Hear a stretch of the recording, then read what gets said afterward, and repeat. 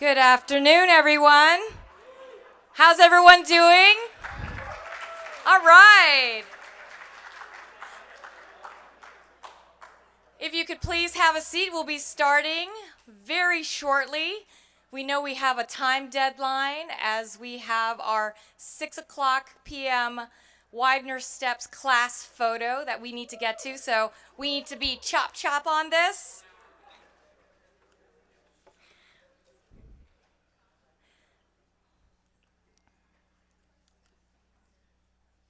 I know, very original. VeriTalks. Oh, yes.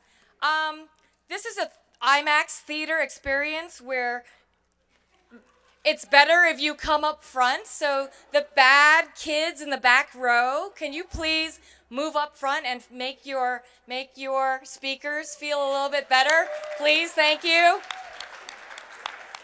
Come on down. That whole row over there, I'm calling you out. Come on down, please. Thank you. Don't be afraid of your fellow alums. They only bite slightly. And you guys over there, come on down. Come meet some people. Let's go. Thank you. I would take out my shepherd's crook, but I didn't bring it to reunion.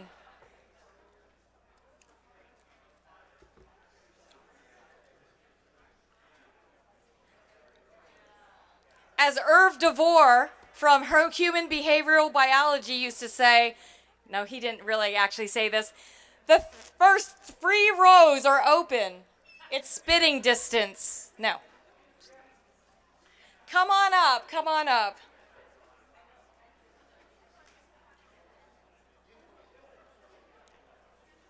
Did we start the live stream? Okay, great, thank you. All right. Wasn't that a great alumni day? Our first ever inaugural. We seem to be the firsts of many things here. So, welcome to our alumni, classmates, and guests to our humble VeriTalks event. It's like TED Talks, but better, of course.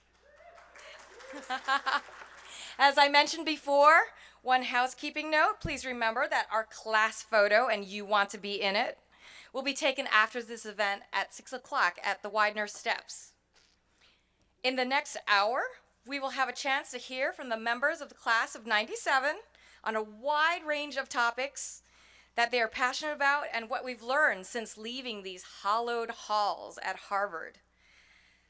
Out of the myriad of submissions, we are pleased to present speakers and performers who will tell personal stories, share valuable experience and expertise, and perform their craft. We hope you will learn, enjoy, and leave inspired for the next 25 years. But before we start, I'm going to take the MC's prerogative to tell you a little story. This is me. Is smack dab in the middle of planning all of this, I was diagnosed with acute stress syndrome. Who knows what that is? All right, almost like a few of you, great. So I was diagnosed with acute stress syndrome from vicarious trauma from reporting on the atrocities in Ukraine. Yes, the crisis counselor I talked to said I had some bad ASS. Right. But what is vicarious trauma, you say?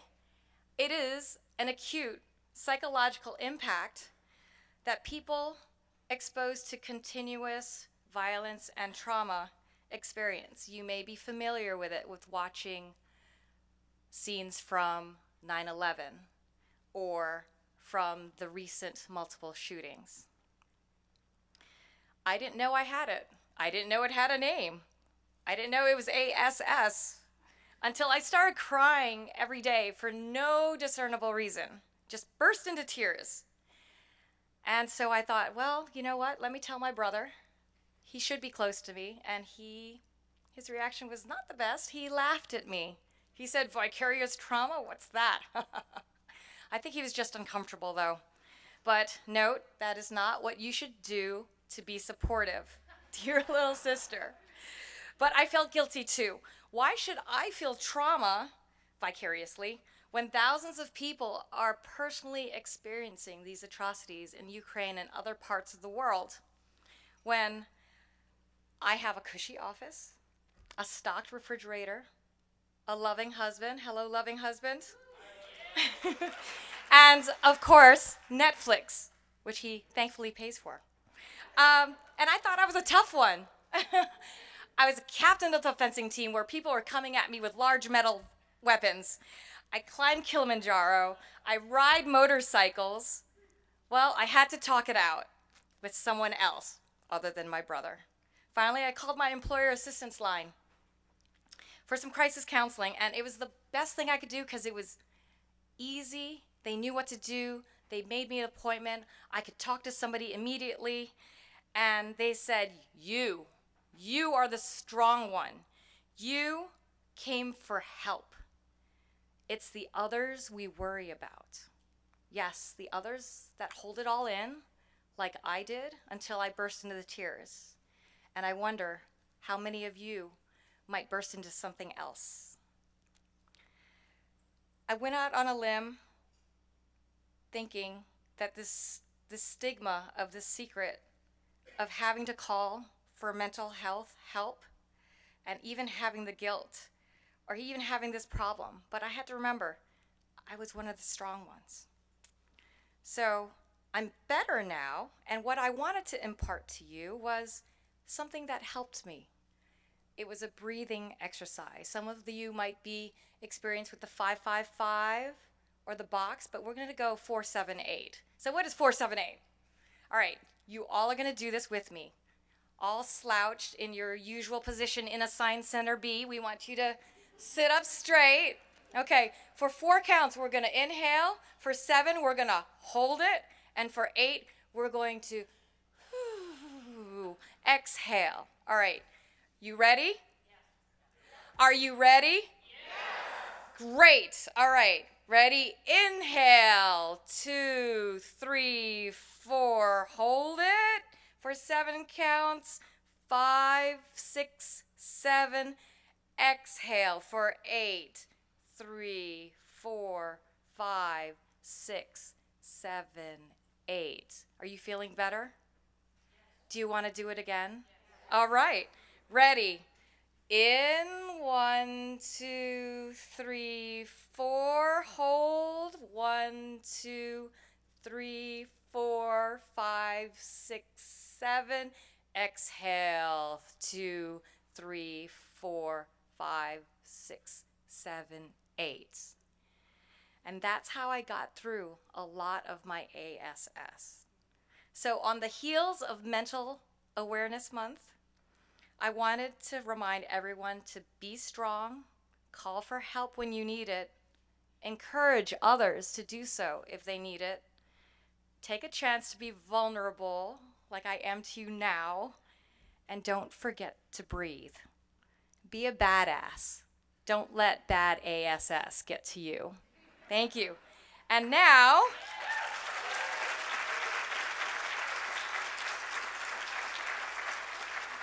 off to our next speaker, Sally Wolf.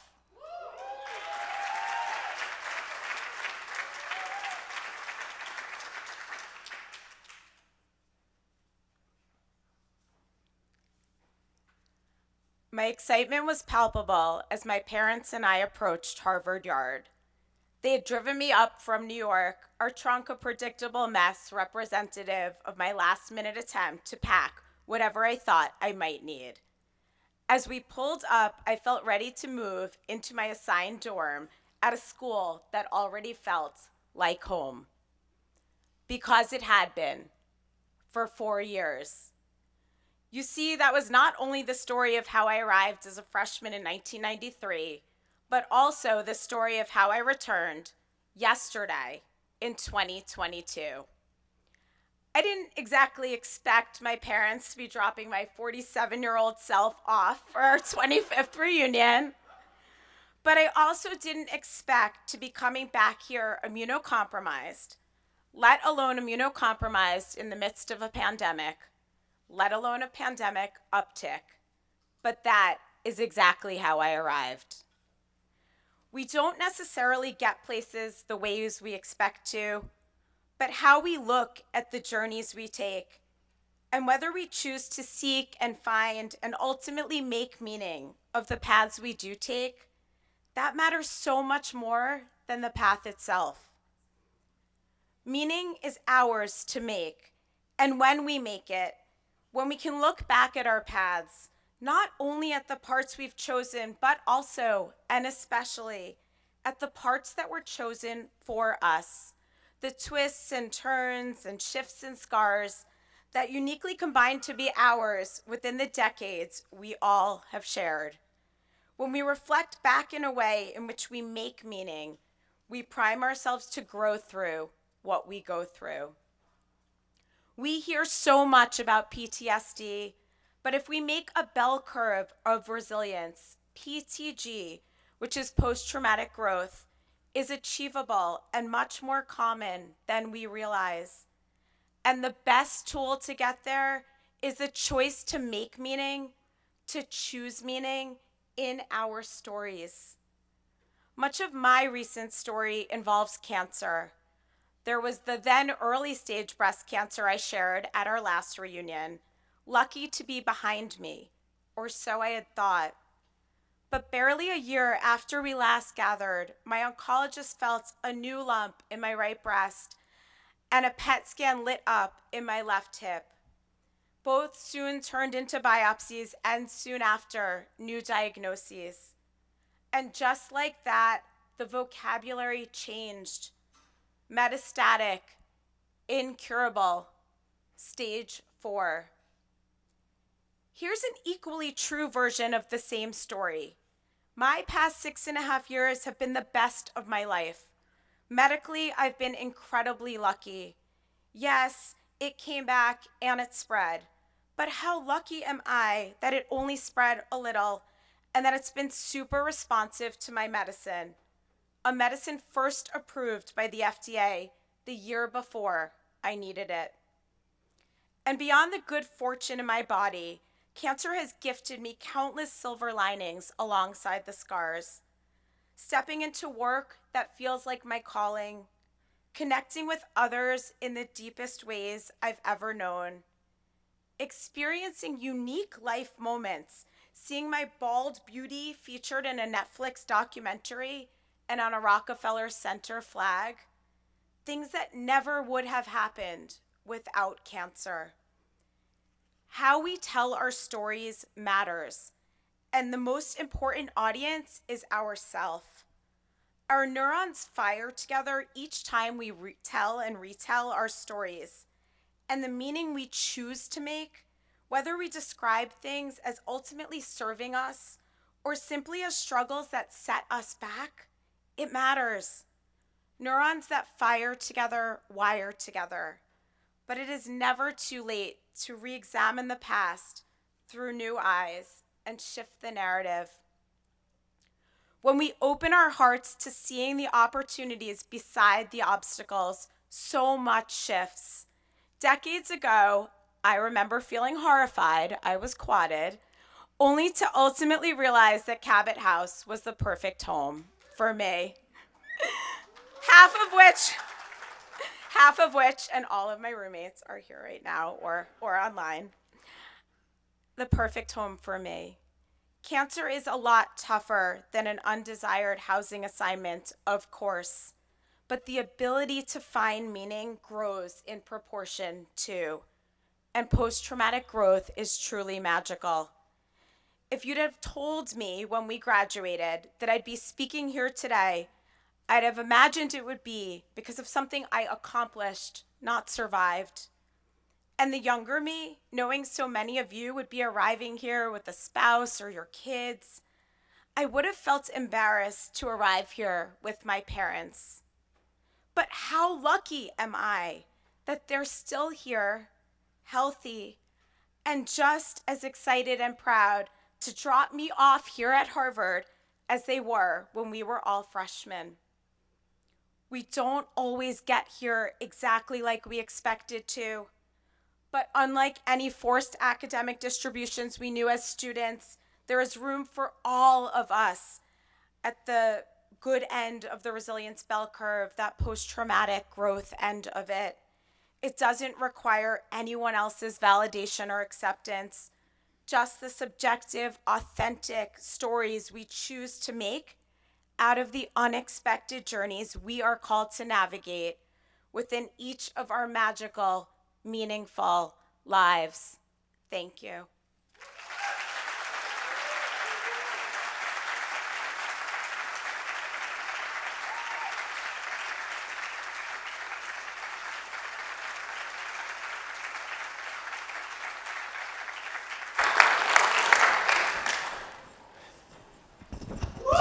Does this work? All right. Hey everyone, so good to see you. So, quick show of hands. How many of you have had an episode of back pain? That's almost the entire, I don't know if we should be cheering. I don't know if we should be cheering about that. But so for those of you who didn't raise your hands, congratulations. And also I'm sorry, because there's a high probability that at some point you will. It's not all bad news though. So today we're going to talk about some strategies that might help. So I've spent most of my medical career either evaluating, researching, or teaching about the spine. And through those, and through those teachings, what we've learned is that most people really are pretty resilient about it. When we were last here all together, 25 years ago, our spines were a little bit different. So basically, if we took everybody in the room today, now we're at the back end of our 40s. So if we took everyone in the room today and stuck them in an MRI machine, our spines, 70% of them would show degenerative changes, and 50% of them would show disc height loss. But the good thing is that the vast majority of back pain doesn't actually relate to those findings, and most people actually don't need advanced imaging. So what can we do about it? So today I'm going to talk about 3 different things. We're going to start with easy things, and we're going to go on to more aggressive things. But first you have to understand that there are some things that make us worried. So one of them is if you have pain that goes shooting down into the legs or the arms. So those are things to worry about. Other things are if you have pain that's associated with numbness, weakness, or fevers. Those are all things that you really should be worried about and actually see someone. That being said, we're going to move on. We're going to talk about a few different things. So the first thing, which is the easiest thing, is to do planks. Does everybody know what a plank is? So, fairly straightforward. So, you're here. Most people, so you can do planks on your elbows. Most people are here. You don't want to stick your ass up in the air. You don't want it to be bending forward. You want to be in neutral, okay? You want to do that for about a minute a day. You don't need a gym. You don't need any equipment. All you need is a floor and 1 minute. So I think of the core as a box. So in front of the box, we have our abdominals and our obliques. In the back of the box, we have our paraspinal muscles.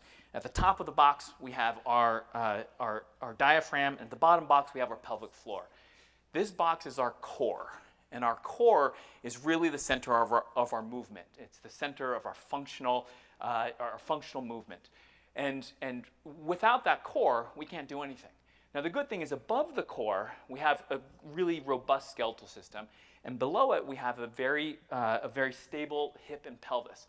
If you think about the skeleton though, in the middle here, we don't have that much skeletal support. We just have 5 lumbar vertebrae. And so we need to really support that vertebra with the muscles around it. Planks are a really good way to do that while keeping your spine in neutral. So the second thing is to get off your ass. So we live in a different world than we did when we graduated 25 years ago. Back then, the internet was just starting, and I was only the 16th Chen to get a harvard.edu email address.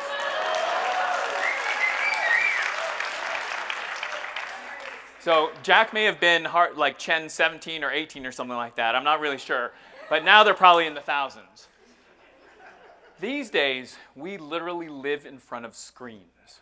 So as a society, we sit more than we ever have in human history. So what we need to do is we need to get out. Our bodies just aren't made to be sitting for so long. So you need to get out and you need to get off your ass. Find something that you like. Find something that moves you and do it. Get off your ass. For me, it's surfing and mountain biking. But it doesn't really matter what it is, as long as you get off your ass and do it. The third thing is the most difficult thing, and that's reducing stress. So we have families, we have careers, we have life stresses. What we know is there is evidence that shows a fairly strong mind-body connection, and we know that stress contributes to pain, which can make exacerbations of back pain even harder to manage. So 3 things: do planks, get off your ass, and keep an eye on your mental health, and hopefully I never have to see you as a patient. Thanks.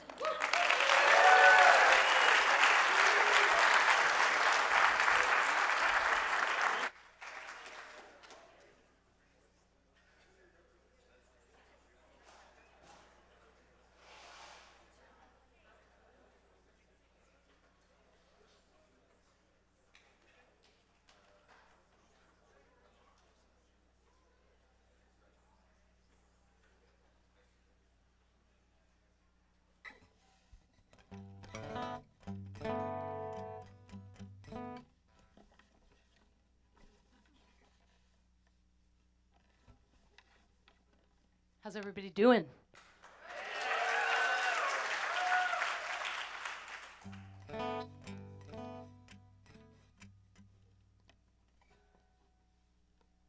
How many people here have a mother?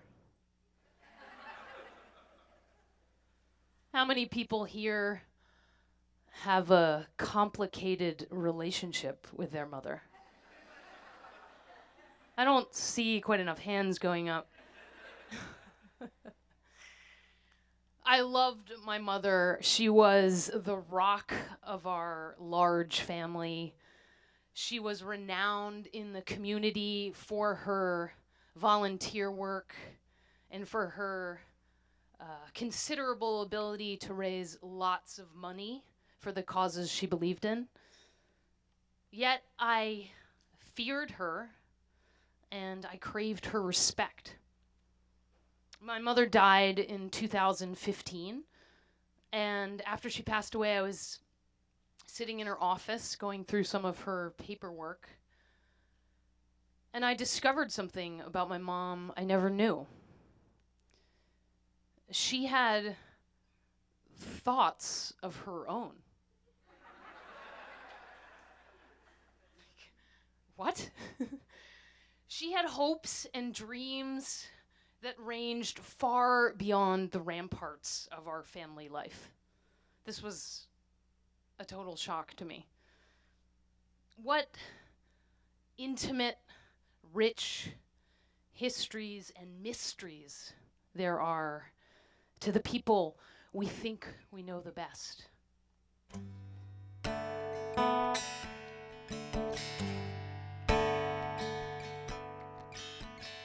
Mothers know pleasure and mothers know pain.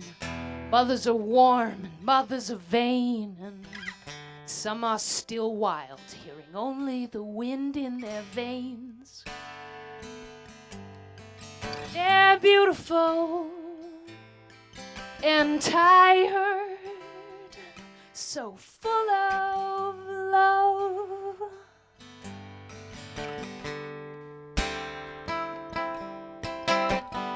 Mothers know longing and mothers know fear. Mothers, they wait and mothers, they cheer. And mothers have secrets we're never ready to hear. They're beautiful and tired and so full of love.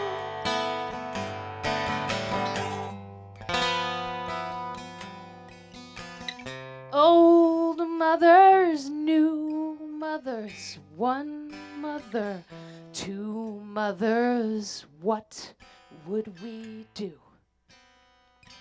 without you? Mothers make love and mothers make dread.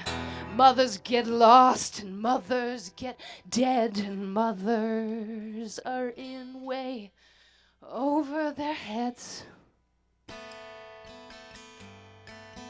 They're beautiful and tired and so full of love.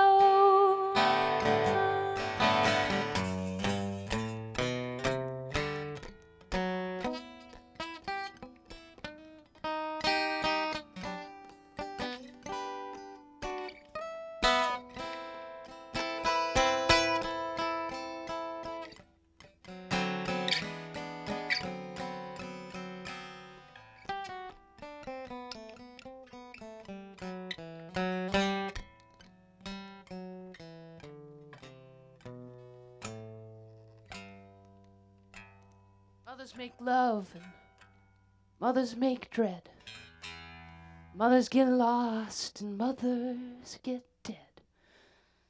Mothers are in way over their heads. They're beautiful and tired. They're beautiful and they're tired.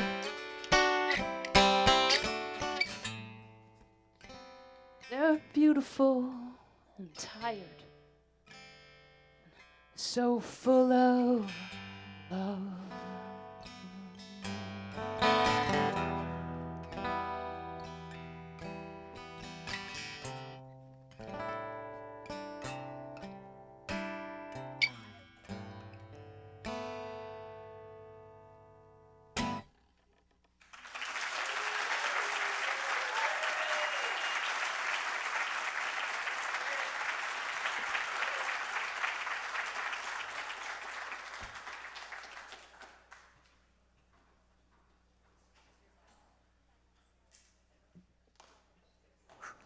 Hello? All right. Thank you.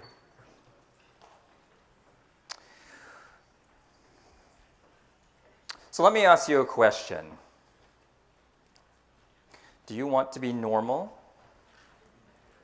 Do you want to fit in?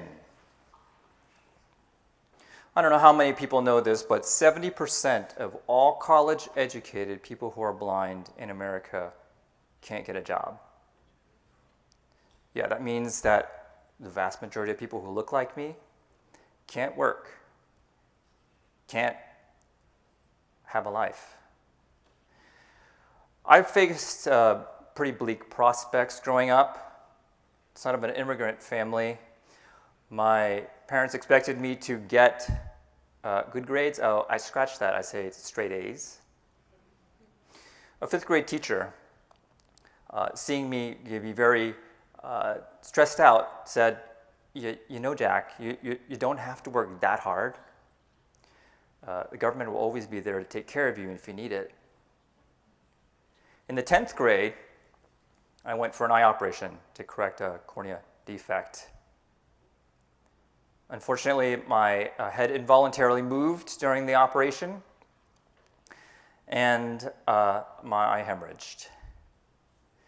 They took me to the examination room afterwards, and looking behind the bandages, I couldn't see anything. So I waited for them to remove the bandages, but nobody moved.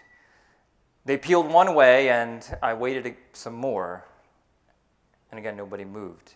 So it went like this. And when I touched the skin of my eyelid, I knew that I was totally blind. It's like someone sucker punched me in the stomach and then took a cold bucket of ice and poured it right into the deepest reaches of my soul. The highway to 70%, here I was, well on my way. How was I going to make it? What was I going to do in life? And would there be anyone who would love someone who's blind? Yet flashes of hope lit up the dark sky like one of those towering southern thunderstorms that you hear about. I stepped forward, not knowing whether I was going to step on solid ground or not in every day and every activity. I joined the wrestling team, and at the end of the season, though, wound up with a winning record. I went and did academic decathlon and wound up taking third place in New Jersey State.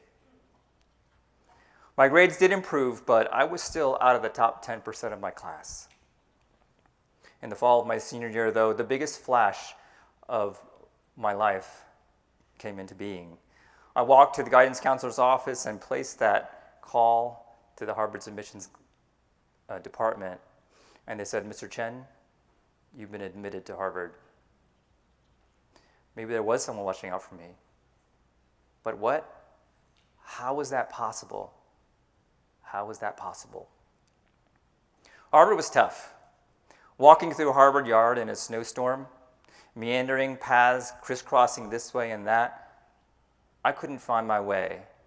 Who knew how to turn 53 degrees versus 63 degrees? You know, that walkway between Widener and Sever Hall, I must have gotten lost 100 times that year. Despite my best efforts, though, I didn't have but 20% of all the reading materials that I needed. They couldn't get recordings of all of my books, and so I went through most of my classes not having the materials that everyone else had. I kept feeling like I came up short, but I graduated with honors. Say what? Impossible, but nothing is impossible with God. And I tell you, the greatest gift that Harvard gave me, though, was deepening my Christian faith.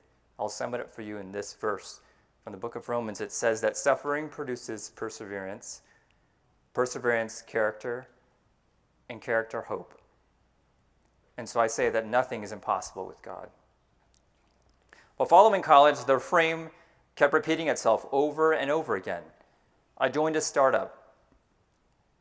I worked as a computer engineer, but quickly found out that the graphical user interfaces for computer programming technology wasn't accessible to me.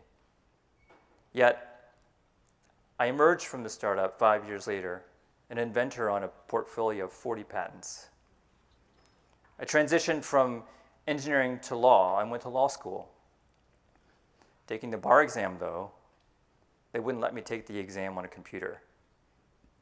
They said, "Mr. Chen, you must take this exam in Braille or on a cassette tape," and I was no good at Braille. Yeah, that's like taking a 200-page exam on a one-line teleprompter. You can't go backwards, you can't go forwards, memorize everything, right? And I passed with room to spare. So I went to spend 10 years working for Google as corporate counsel. While at Google, unfortunately, most or many of the tools also weren't accessible to me. And I worked hard working with the accessibility teams to improve the tools so I could do my job. I had a manager that told me, though, "Hey, look, if you work on this project, this side thing, your performance reviews are going to suffer and you're not going to advance." And they were right. I didn't advance as quickly as most people, and I never got the good projects. But in 2021, I joined Meta, most of you know it as Facebook, and led a team of 6 lawyers that supports the technology that supports 97% of Facebook's revenue. How is that possible? I have no idea. In the natural. Well, I can't wait to see what else the future has. In 2018, I and 3 other blind professionals became the first all-blind cycling team to race from coast to coast in the Race Across America, a 3,100-mile cycling race covering 13 states, 175,000 feet of elevation gain, 7 days, 15 hours, and 3 minutes. And we just said, 70% is not acceptable. We have to do something about it. So we brought a film crew with us, and next month we're premiering our full-length documentary called Surpassing Sight, highlighting the success of people who are blind in America and showing that we can do anything, both on and off the bike, in the corporate office and on the road. If you want to watch a trailer of a movie, you can go to teamc2c.com. That's SEATOSEE.com. And if you want to get involved, let me know. So I ask again, are you normal? Do you want to fit in? Because normal for me means unemployment, like the 70%. It means shrinking back in fear every time something seems difficult. It means calling it quits when that big bully comes onto the playground, taking my ball and going home. Life is about discovering the impossibilities. You owe it to yourself to step out onto nothing, and God, who is the God of impossibilities, will help you get there. Thank you, right here. We have a seat for you in the front.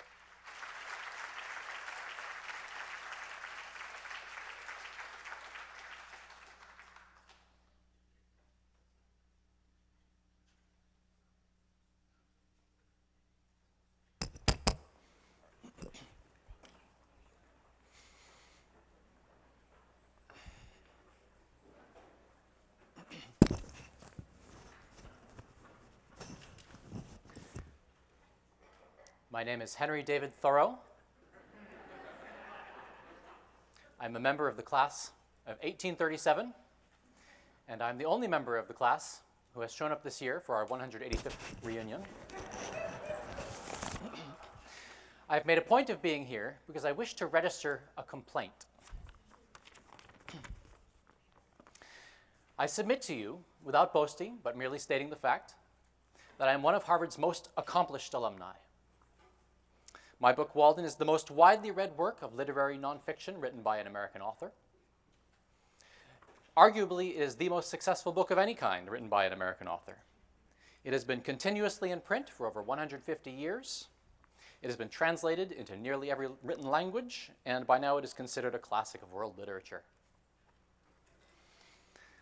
I think I have brought great credit to my alma mater, and yet Harvard has named nothing after me. Not a building, not an auditorium, not a fountain, not a park bench. Even as an undergraduate, I felt I was not sure I belonged here. I was a legacy student. My grandfather, Asa Dunbar, had attended. But I was dirt poor. I did not have a black coat to wear to morning services, as required by university regulations, and I stuck out like a sore thumb in my old green coat. I was homesick for Concord the whole time I was here. When I wondered if it had been a mistake of Harvard to admit me, I was told, Harvard does not admit mistakes.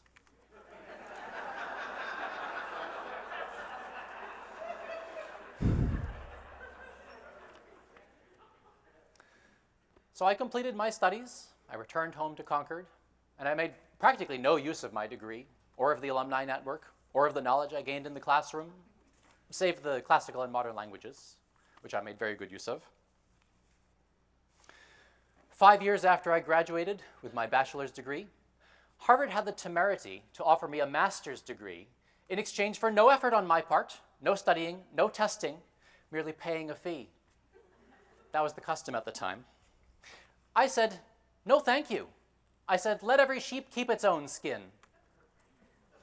Later, when asked about the value of a Harvard education, I would say, Harvard teaches all the branches of knowledge, but none of the roots. In Walden, I wrote that I had learned more from the company of my classmates than from anything the professors had to offer. Maybe Harvard resents all the unflattering things I said about it. Maybe the university is being petty and holding a grudge. Harvard does know how to hold a grudge. When my friend and mentor, Mr. Ralph Waldo Emerson, gave his divinity school address and insulted the entire faculty, he was persona non grata at Harvard for decades. But then, after the Civil War, when Mr. Emerson was a famous old man, the sage of Concord, Harvard changed its tune, gave him an honorary degree, and invited him to join the Board of Overseers. No, I don't think Harvard is bearing a grudge against me. I think Harvard just doesn't care. I think Harvard just doesn't give a thought to the author of Walden. For my part, despite all the sarcastic things I said about Harvard and about the value of a college education in general, I did care. I valued my relationship with Harvard. I was the most enthusiastic patron of the Harvard library system, as an alumnus as well as a student. I served as a field researcher for Harvard faculty, bringing fish and turtle specimens to Louis Agassiz at what is now the Museum of Comparative Zoology. I was genuinely a member of the Harvard community. Pusey Library, Lamont Library, Seaver Hall, Boylston Hall, Gray's, Hallworthy, Robinson and Thayer Halls, Hollis Hall, where I lived for 4 years, Loeb House, Holden Chapel, Sparks, Everett, Conant, Wadsworth, Houghton, and Stoughton. You are familiar with these buildings? Of course you are. You just graduated practically.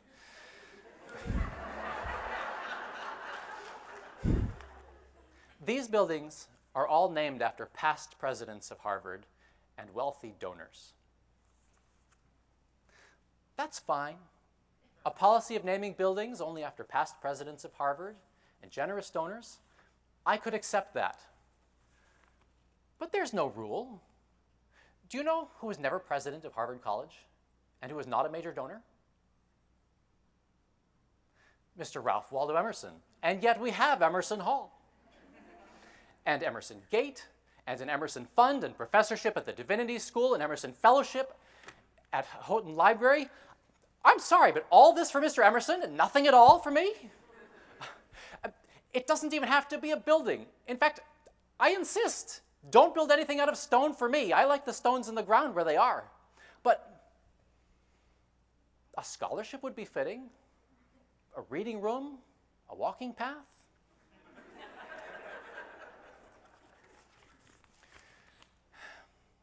I know what some of you are thinking. Maybe Harvard doesn't name things for people who didn't do their own laundry. Well, I'm sorry. If you thought the point of Walden was to be completely self-sufficient, you didn't read it carefully enough. And do you know who else didn't do his own laundry? Mr. Ralph Waldo Emerson.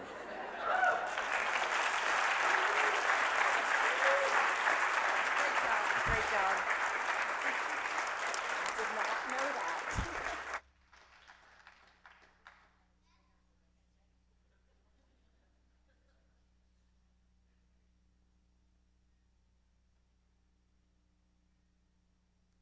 Hi, everybody. Why don't I, a me height microphone. Hooray. Welcome, everybody. I'm going to be presenting on this question that I think is burning in everybody's mind. What's touch got to do with it? So you are all probably wondering and quite curious. Oops, no. What's this girl doing up here? And what has touch got to do with it? So why is she misquoting Tina Turner? Well, hold on to that curiosity. We're going to come back to it. We're going to first take a little tour down memory lane, which we're all busy with doing this weekend, right? For me, my tour starts off with a lot of music making. So I've been playing the cello for a long time. Here's me probably at the age of 4.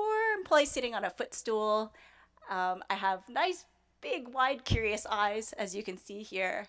And here's me, I'm counting really fast, 15 years later about, freshman year at Harvard, no, 12, 13 years later.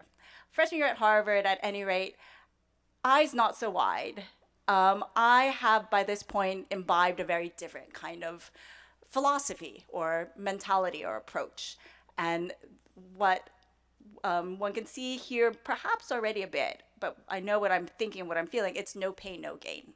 We all know it, right? And I'd gotten to Harvard, big gains. I was playing in this really cool string quartet of seniors as a freshman, big gains, right? But what we have here is me being in simply a lot of pain. And I should not keep going back and forth with the microphone. I'll stay right here. This is something that was just a pattern. And these two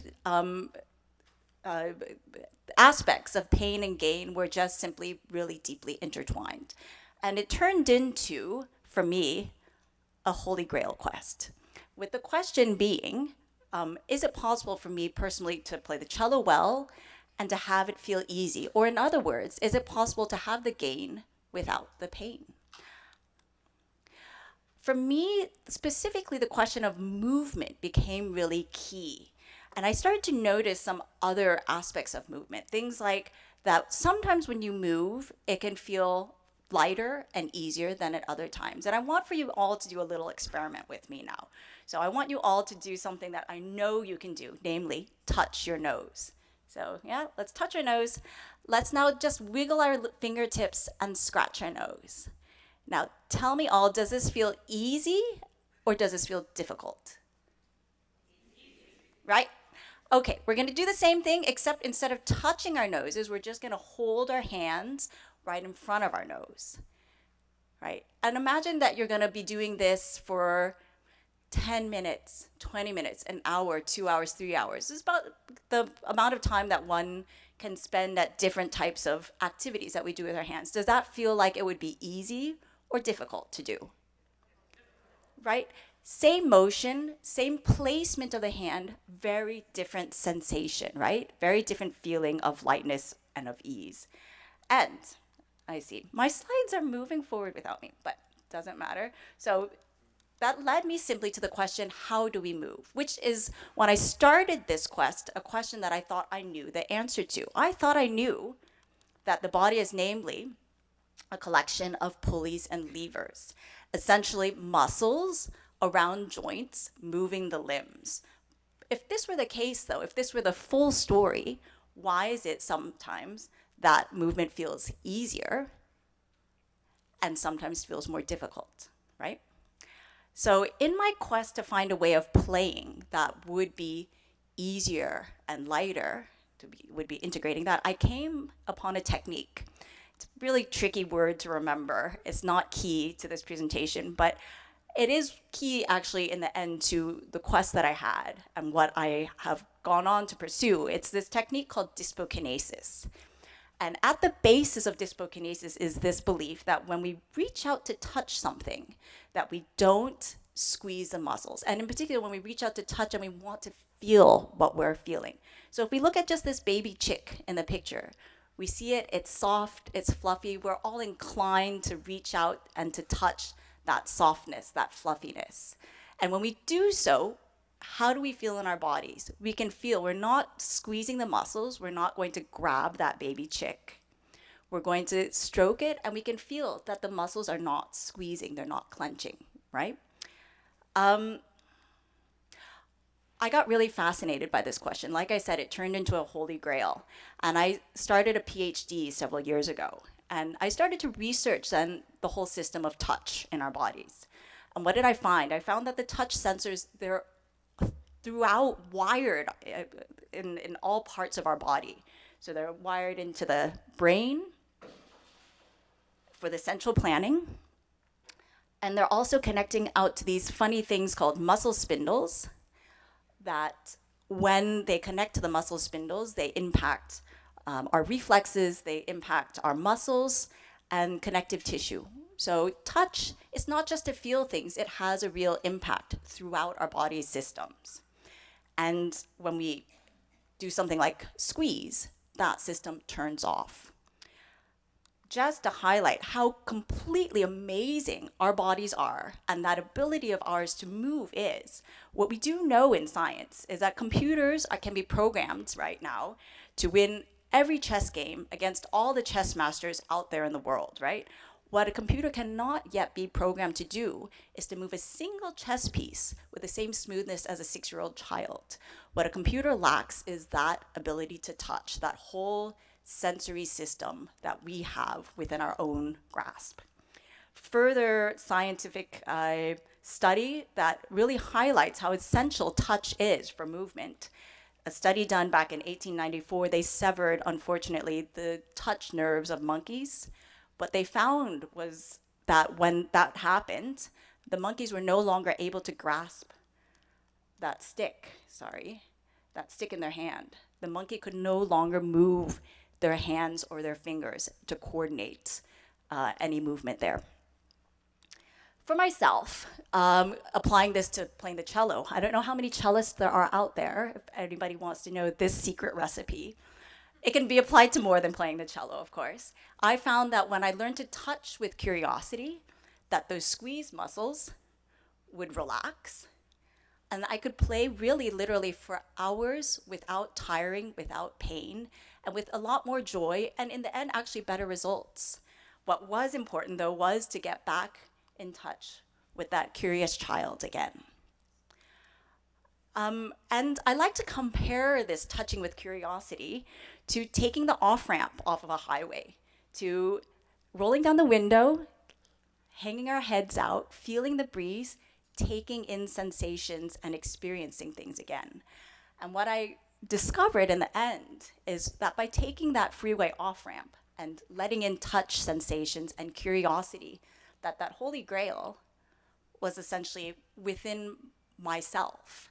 And all I had to do, though, was to make room, make time for it, and to reach out to touch it with curiosity. Thank you so much.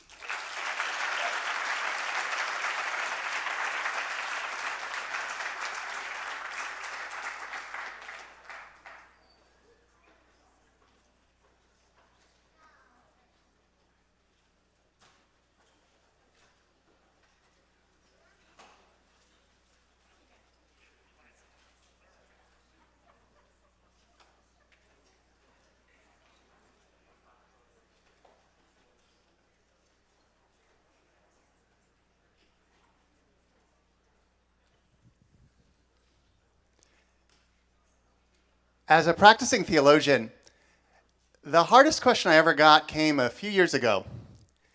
Where does your theology come from? I'd never been asked, and I stammered. In East Tennessee, we call that being frustrated. It's a great word. I hope it catches on. And I said the first thing that came to mind, art? So this Jewish studies professor said, "Oh, Art Green, the modern mystic rabbi?" And I, young, no, like art. Like, art. Music in particular really sends me. I've always had this strange ability to identify a song in just about a split second. And oftentimes at night, when I listen to someone like John Coltrane, I can see these shapes in the dark. It's probably some sort of synesthesia. But the question I want to ask is not music theory. It's, why in the hell are human beings driven to make music or any other kind of art? How is John Coltrane so damn powerful to me? Why should such things exist at all? Our professor, VS Professor Rob Moss, said to me, it's not a crop. So over my life, I've just become convinced that the human impulse to create is this insatiable evidence of God's creative spark within each of us. The Talmud, the Jewish books from the 3rd and 4th centuries, 5th century, says the human soul is a tiny lamp kindled from the divine torch. It's the vital spark of the heavenly flame.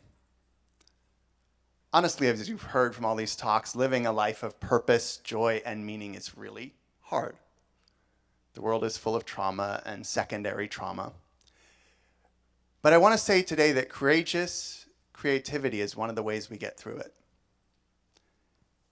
I saw this almost 20 years ago, just after our 5th reunion. I had come home after 2 years of struggle in LA's music business. I was full of debt and shame. One night I had too much weed. And I was looking at what they call a dark night of the soul. I remember looking at this pair of scissors in the upstairs bedroom with this really evil combination of fear and longing. And I started scribbling out this hasty little note. And then I remembered something I'd seen in the Hard Rock Cafe in Hollywood, something Elvis had written on hotel stationery.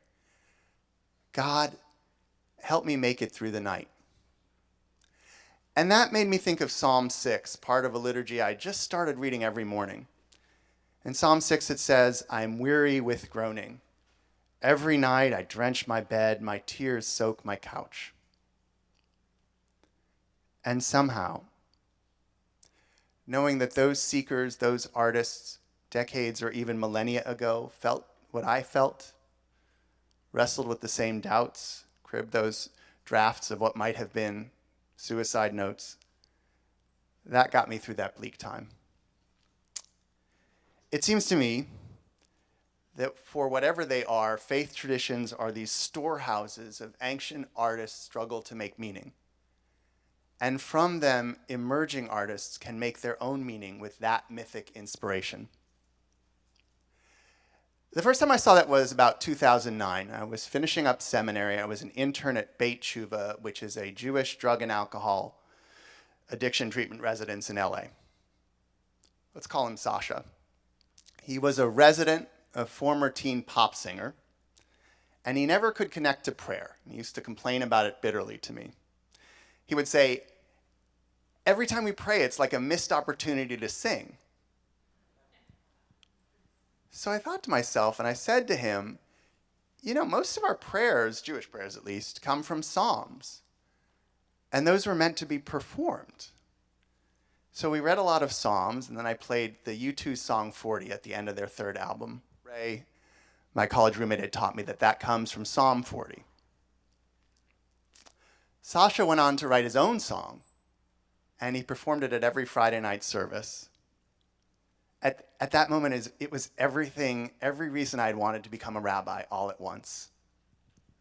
Footnote to that story is that my boss stole the idea for that song. He claimed credit for it, so what that's worth. The last time I saw art and faith come together to save a soul was at the beginning of COVID. I was finishing my first intense decade of being a rabbi in a pulpit in East Tennessee, Knoxville. And let's call her Eve. She was a Twitch streamer I used to follow in my spare time. Ask your kids what Twitch is. She made this serious, but I know, really uncharacteristic mistake online. So she got canceled fairly. She takes full accountability for that, but then it went beyond that to a public shaming, even death threats. So I found her website, I reached out to her, and I was shocked because within about 36 hours she wrote back to me. And we've been talking regularly ever since. Our conversations go from Kurosawa films to Mongolian heavy metal to mostly the struggle to make art, this constant tension between art that's public-facing and commercial, and art that's personal, intimate, even, I would say, spiritual. In less than 2 years, I've watched her, I think, not through any fault of my own, but I've watched her go from a place of desperation to this incredible place of grace and gratitude and giving. And she's nurturing this immediate and in real life community of artists in her hometown that has nothing to do with Twitter and Twitch. And candidly, over the same time, I found a soulmate for the steady and difficult work of being a creator. So when I wrote those words, the last time I saw art and faith save a soul, when I wrote those words for you, I thought I was writing about Eve. But as this talk got closer, I realized I was also writing about myself. We taught each other creative courage, which is why I believe in something greater than ourselves. Some people call it God. Some people call it your higher power. People call it the force. For now, I'm just going to call it my creator.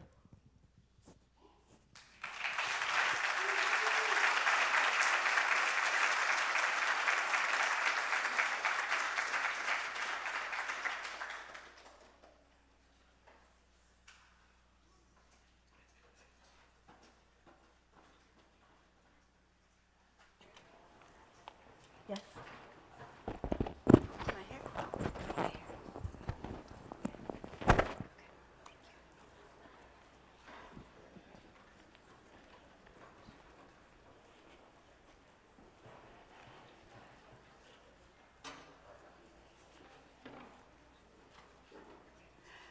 Waiting rooms. They always look the same square chairs with wooden arms and legs, the same square-tiled linoleum floors, scuffed but polished clean, reflecting the same fluorescent lights above.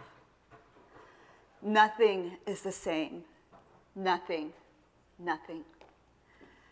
Every time I wait in one of these rooms, every time I sit in the familiar chair, on the familiar floor, under the familiar light, the one I love on the other side of a door, waiting in a body, newly unfamiliar in an unfamiliar bed, nothing else remains.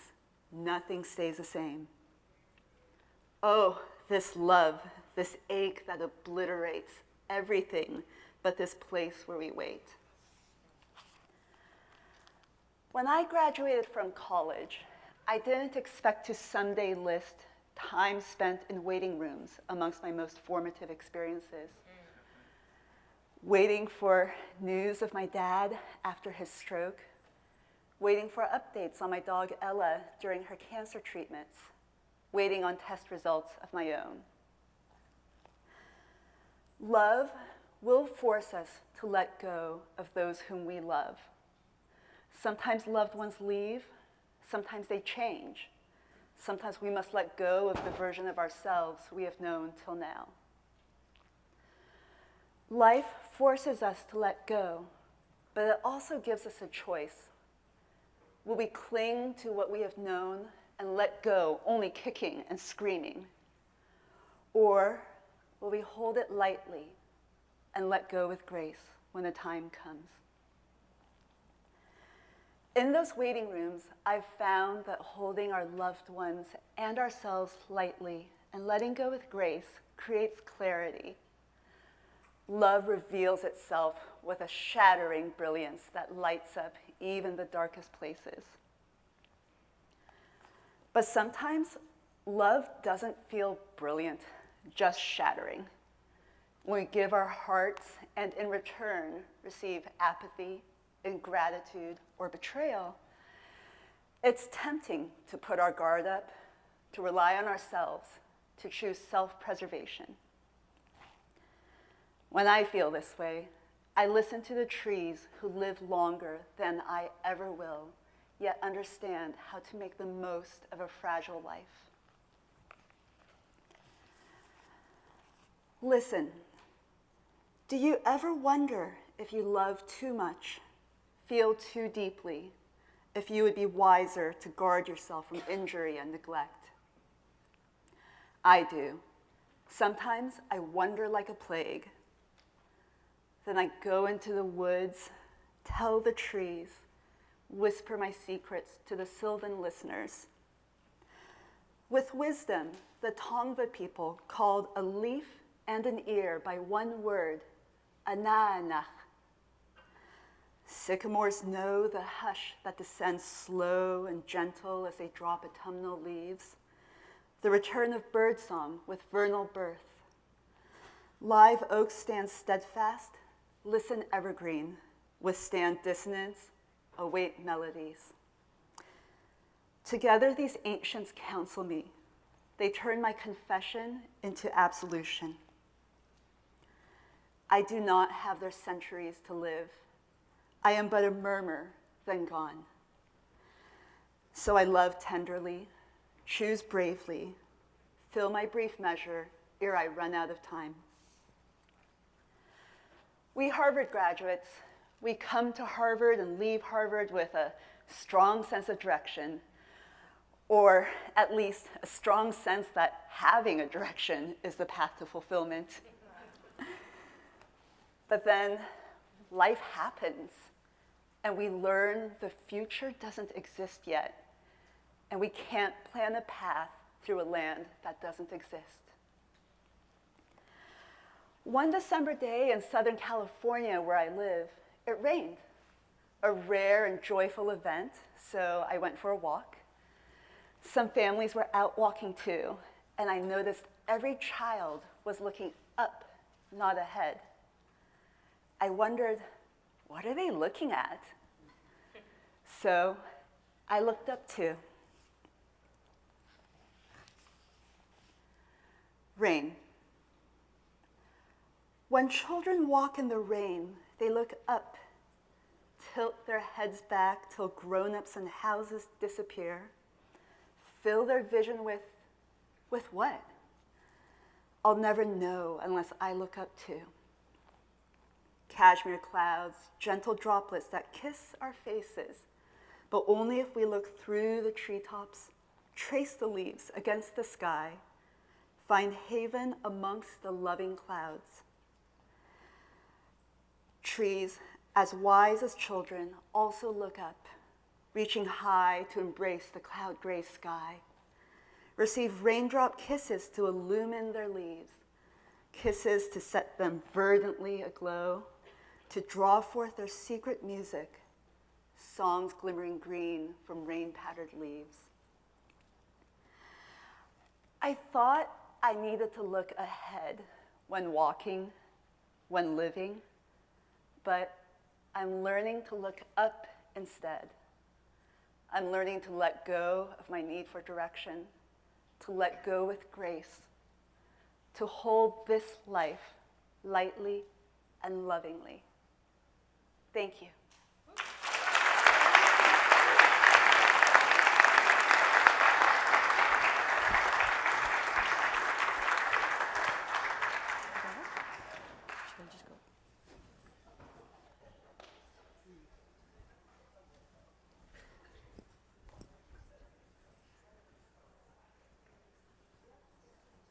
Hi, my name is Adriana Abdenur. You've probably heard of me because I was the first one in our class Facebook. I just flew into a reunion from my hometown of Rio de Janeiro, Brazil, a country that's really beautiful but undergoing enormous challenges. And one of them is that it's one of the hot spots of the ecological crisis that we're all facing together. So at the beginning of the pandemic, I had just read, by coincidence, a history of the Spanish flu, and I took an educated guess that this thing wasn't going to be very short. And I made a lifelong decision, and a life-changing one too, to leave my very comfortable job as a researcher and a professor, and to found a nonprofit environmental organization dedicated to climate negotiations and related issues. Our institute, Plataforma Cipó, is now an independent, women-led think tank based in Brazil and dedicated to issues of climate governance and peace across the global south. We have staff currently in 4 different regions of Brazil, as well as Europe and the United States. And our mission, our primary mission, is to stop illegal deforestation and associated environmental crimes, especially those leading to predatory use of natural resources in the Amazon rainforest. These crimes are strongly associated with violations of human rights and labor rights, as well as increasing persecution of environmental defenders in the region and assassination of local community leaders, especially our indigenous colleagues. So we work on 2 fronts at Plataforma Cipó. Domestically, we work together with other organizations in Brazil and abroad to resist the onslaught of legal bills and other policies that our government, by Jair Bolsonaro of the extreme right, is implementing and that have devastating consequences, not only for the environment and climate, but also for the populations, especially in those particular regions. We work from everyone, from indigenous leaders to national politicians to UN diplomats, to try to think of new ways to not only stop these crimes. For instance, we work with prosecutors and police, and in this country, Department of Justice, trying to get them to connect to counterparts. But we also try to promote more sustainable approaches to regions like the Amazon. For instance, relying on bioeconomy and nature-based solutions to implement change in ways that are both environmentally friendly, but also that promote good practices in human rights and labor practices as well. But I came here to talk about our international work. We started 2 years ago trying to draft a global treaty on forests. If you know anything about this area, you might recall that back in the Earth Summit in 1992, which took place in my hometown of Rio de Janeiro, there were proposals for 3 global treaties. Climate, we got it. Biodiversity, we got it. And forests, we didn't get it, and it doesn't exist. So we've gotten together with different groups to start drafting this treaty. But talking to different stakeholders, we quickly realized that we have a problem.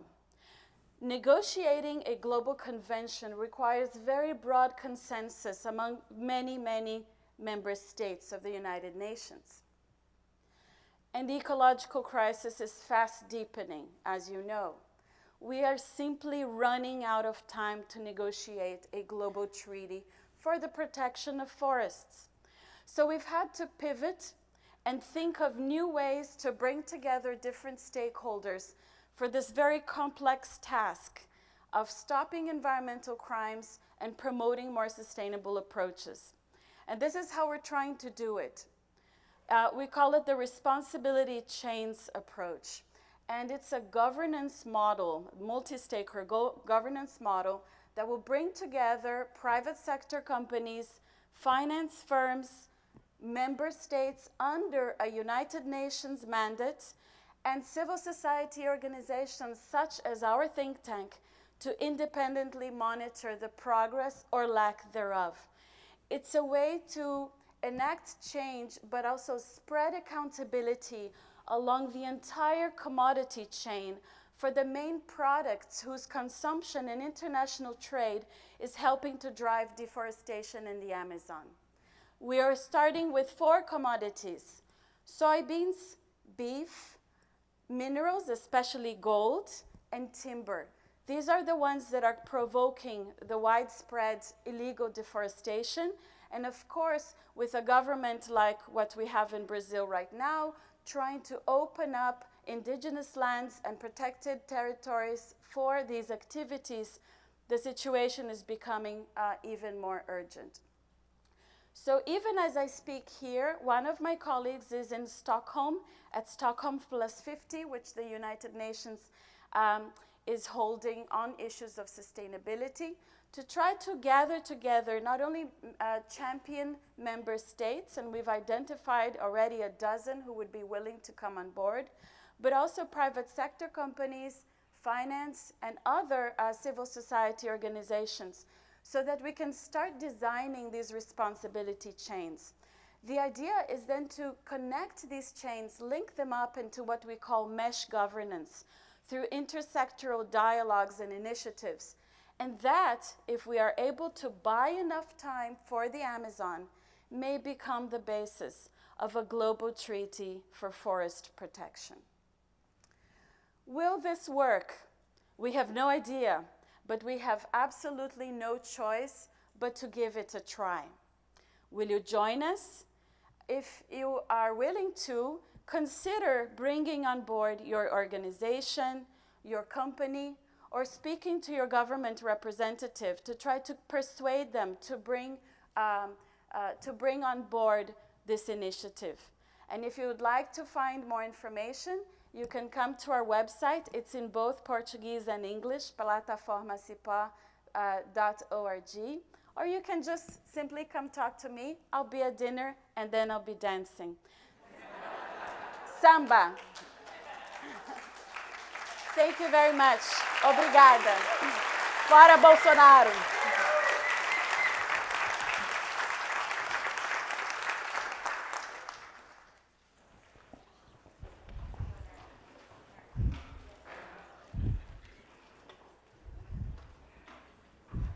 Am I on? Yes.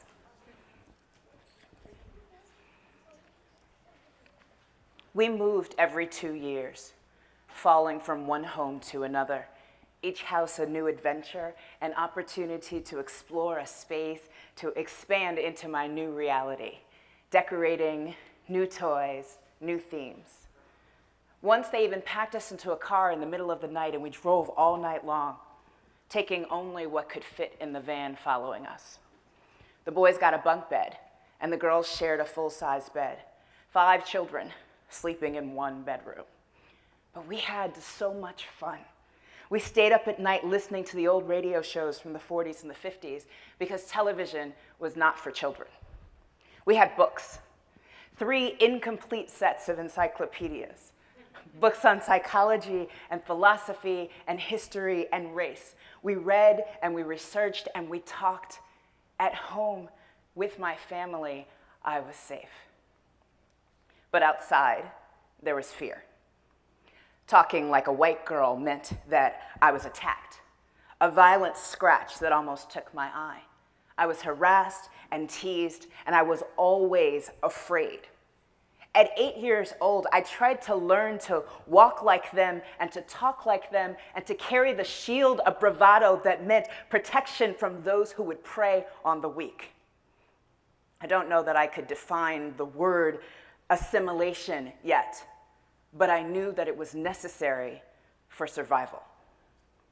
So I worked and I studied and I learned and I joined every club and I did every activity because it gave me purpose and it made me feel like I was moving towards something. And though I never declared it or defined it, that something turned out to be Harvard, where I learned and I studied my classmates. Okay? Because I had privilege now, and I had to figure out what that looked like. How does privilege walk? How does privilege talk? How does privilege eat a salad? At 46 years old, I watch wealthy white women eat salad every chance I get because that is a skill that I must one day master. That is what privilege looks like. And I got into Harvard, so I have privilege now. I graduated. And what I learned was how to cultivate personas. I learned how to be who I needed to be for every situation. I didn't learn confidence or how to build a career. I didn't grow up with parents who had a trade or a career or a business to pass down to me. I just graduated, not with honors, but with privilege. I took my first job as an executive assistant. I got it because I knew how to play a role. I was the right character in the right place at the right time, and an executive was impressed. He declared, "You will come work for me. You will be my new assistant." It wasn't challenging. It wasn't a high bar, but it was interesting. An opportunity for me to study new people, very wealthy people. And it allowed me to spend my evenings doing the thing that I was most passionate about, the theater. And it's important to note that there was never a point in my life where I wanted to grow up to be an actress. I didn't have any real aspirations to grow up to be anything in particular. I just followed the patterns of my childhood. I worked hard, I learned how to fit in, and I never stayed in one place long enough for people to realize that I was just pretending. Now I am an executive. I have mastered the art of illusion. I mask my terror with the bravado that I learned as an 8-year-old, and the characters that I developed as a 17-year-old, and the behaviors that I cultivated while I studied what real privilege looked like in my 20s. I move into every new role with big ideas. People get excited to have me on their teams. They want my energy. They want my enthusiasm. They want me to infect everyone in my orbit with my optimism. I think, I learn, I share ideas, I create, I excel. And then I excel at leaving. The ticker tape running on repeat in my brain that it takes approximately 2 years for people to realize that the emperor has no clothes and pretending is not being, so I keep moving. I cultivated a lifetime of outrunning the homelessness that lives one mistake away in my brain and pursuing the dream that hard work brings one day. My past is an unrecognizable villain that will annihilate me if I slow down, and my future lives permanently on the horizon, unknowable, uncatchable, elusive. This is the part where I get to tell you about the lessons that I've learned. What can we all learn from my life experience? I don't know if I can put a button on it for you. I've had a great life so far. I have 3 amazing kids who bring me unspeakable joy.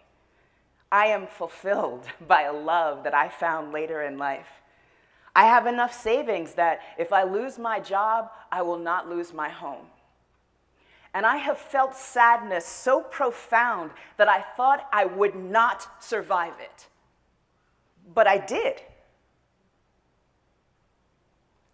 None of that does anything to quench the fire that says that if you are not working hard enough and moving fast enough, then you're sitting still and bad things will find you. So the next step for me is that I have to figure out how to slow down. I have to learn how to simply be. Because I'm smart enough to know that this pace is not sustainable. So I'm standing here today to make the decision that I will not let my fear take my life.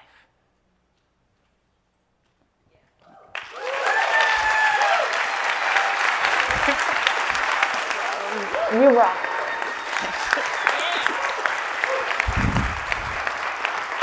Thank you, everyone. Speakers, please come up. Please come up. We want to thank all of our volunteers, staff, speakers, coaches, Mona, who has been my everything while I was in crisis. Thank you, everyone, for listening to VeriTalks. This will be continuing on as a virtual program. So if you are inspired by what you learned here and can keep it to 5 minutes, please send us an email. Send us an email with your ideas and we will give you instructions on how to submit your video that we will send out to keep this reunion year going. So we have less than 10 minutes to get to Widener. So please take your pictures and make it to Widener for a class picture. Thank you. Mona, where are you? Amazing. Great. Thank you so much. Thank you for making it wonderful. Thank That you.